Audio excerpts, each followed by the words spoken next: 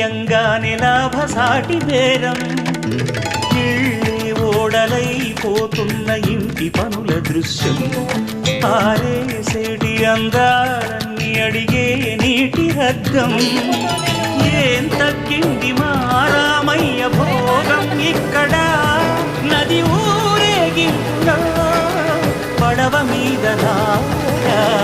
ప్రభువు తాను కాగా ఉప్పొంగిలే గోదావరి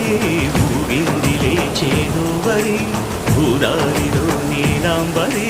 మా సీమకిచ్చేనాంబరి